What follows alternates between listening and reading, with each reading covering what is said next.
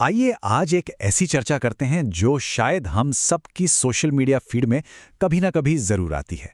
सिर्फ 60 सेकंड, जी हाँ, सिर्फ 1 मिनट का एक छोटा सा शॉट। लेकिन इस 1 मिनट में एक पूरी वैचारिक और भावनात्मक यात्रा छिपी है। आज के इस विश्लेषण में हम किसी विचारधारा की तरफदारी नहीं कर रहे हैं, बल्कि बिल्कुल निष्पक्ष होकर इस सामग्री की बनावट और इसके नैरेटिव को डिकोड करेंगे। बड़ा ही दिलचस्प होने वाला है। तो चलिए शुरू करते हैं भाग 1 से, जिसका नाम है ईश्वर तक पहुंचने का मार्ग। किसी भी ऐसी आध्यात्मिक चर्चा की शुरुआत आमतौर पर एक बड़े सवाल से ही होती है। यहां भी शुरुआत बिल्कुल सीधी और सपाट है। शुरुआत में ही एक जिज्ञासु सीधा सवाल पूछता है कि प्रभु, आपके पास आने के लिए हमें क्या करना होगा? देखा जाए तो कोई लंबी भूमिका नहीं बनाई गई है, बस ये एक इकलौता वाक्य पूरे संवाद की नींव रख देता है, बिल्कुल सीधे मुद्दे की बात। अब यहाँ जो सबसे मजेदार बात है वो है इस बड़े से दार्शनिक सवाल का बिल्कुल सटीक जवाब।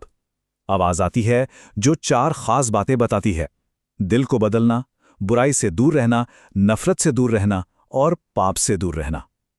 सोचिए, इस तेज रफ्तार डिजिटल युग में एक इतनी जटिल आध्यात्मिक अवधारणा को कितनी आसानी से एक स्पष्ट चेकलिस्ट में बदल दिया गया है। समझने में कितना आसान हो गया है ना? लेकिन इसके तुरंत बाद एक बहुत ही स्वाभाविक सी मानवीय झिझक सामने आती है। जिज्ञासु पूछता है कि क्या सच में सिर्फ इतना करने से हम आपके पास आ सकते हैं? असल में मानव मन आमतौर पर आसान समाधानों पर शक ही करता है। हमें लगता है कि कोई भी बड़ी मंजिल पानी हो तो रास्ता मुश्किल ही होना चाहिए।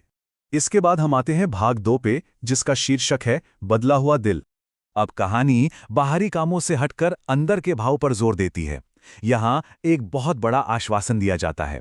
कहा जाता है कि हाँ, जो भी सच्चे दिल से आता है उसे कभी खाली हाथ नहीं लौटाया जाता। यानी सच्चा दिल ही स्वीकृति की सबसे बड़ी कसौटी बन जाता है। अगर ये शर्त पूरी होती है तो किसी को भी अस्वीकार नहीं किया जाएगा। आगे बढ़ते हैं भाग 3 की तरफ, गलतियां बनाम क्षमा। अब देखिए, कोई भी कहानी बिना किसी उतार चढ़ाव या शंका के तो पूरी होती नहीं। जिज्ञासु यहाँ एक बहुत बड़ी मानसिक बाधा सामने रखता है। वो अपनी पुरानी गलतियों को लेकर गहरी चिंता जताता है। उसे लगता है कि शायद उसके पुराने कर्म उसे इस रास्ते के लिए अयोग्य बना देंगे। ये एक ऐसा मुकाम है जहां कोई भी इंसान उस जिज्ञासु की जगह खुद को रखकर देख सकता है। यहां पर एक बहुत ही जबरदस्त विरोधाभास बनाया गया है। बाईं ओर है पुरानी गलतियां, जो दरअसल उस जिज्ञासु का नजरिया है। वो अपने अतीत में अटका हुआ है और अपराध बोध से भरा है। और दाईं ओर दिखाया गया है बदला हुआ दिल, जो कि एक ईश्वरीय नजरिया है जिसका पूरा ध्यान वर्तमान में हो रहे बदलाव पर टिका है। ये उस 60 सेकंड के कंटेंट का सबसे बड़ा क्लाइमैक्स है। ये वाक्य उस जिज्ञासु के सारे शक का एकदम सटीक और ताकतवर समाधान है। कहा गया है कि मैं तुम्हारी गलतियां नहीं, तुम्हारा बदला हुआ दिल देखता हूं। सीधी सी बात है, वर्तमान में बदला हुआ मन बीते हुए कल की हर गलती पर भारी पड़ता है। और अब आता है इस चर्चा का अंतिम हिस्सा, भाग 4, एक नया संकल्प। नया ज्ञान और आश्वासन मिलने के बाद अब बारी आती है एक्शन लेने की। अपनी इस पूरी मानसिक यात्रा को तय करने के बाद जिज्ञासु आखिरकार एक पक्का इरादा कर लेता है। वो बुराई छोड़ने और बताए गए रास्ते पर चलने का वादा करता है। जो यात्रा महज एक सवाल से शुरू हुई थी, वो अब एक मजबूत निजी संकल्प पर आकर ठहर जाती है। लेकिन यहाँ एक बड़ा ही दिलचस्प मोड़ आता है। एक ऐसी चर्चा जो बिल्कुल आध्यात्मिक लग रही थी, अचानक अपने डिजिटल रूप में वापस आ जाती है। सामग्री के आखिरी में एक आधुनिक कॉल टू एक्शन मिलता है।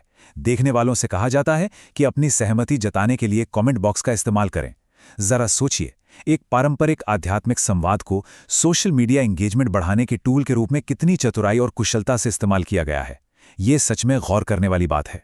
तो इस पूरी सामग्री का विश्लेषण करने के बाद स्क्रीन पर लिखा ये आखिरी सवाल सोचने पर मजबूर करता है: क्या सच्चा परिवर्तन सच में सिर्फ हृदय से ही शुरू होता है?